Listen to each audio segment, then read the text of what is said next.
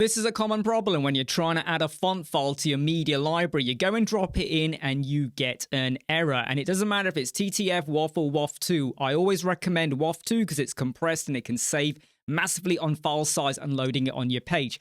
So when you get this error, what would you do? You might go and use a third-party plugin, or if you have a custom font area in your page builder or whatever you're using, you would go in, add your font family, and upload via the method they give you there. But there is a way that you can go and drop your fonts into your media library without having to go through the backdoor route or another plugin. You got to use a free code snippet. Click the link in the video description to go and get the snippet, and I am using the free code snippets plugin that you can get from the WordPress repository. Go in, paste it in, save changes, go and activate. Now go back over to your media library, and when I drop that same font file in, look, it's gone and loaded in. We did not get an error. I didn't need to use another extra plugin just to load it through, and I didn't have to go directly to the custom fonts area. Of course, you're still going to have to go there to create your font family, but now all of my fonts are in my media library, which for some people or clients or even some businesses, they kind of start dropping them in and go, oh my God, it's not going in. What do I do?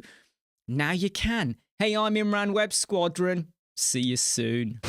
Never break, always fight, never quit, do it right, play the game, win it life, have no shame, there's no time, feel the pain, live the grind, I could change, in my mind, pick a lane, commit and climb, the only way to win it life, I never miss, that's fact, taking big swings.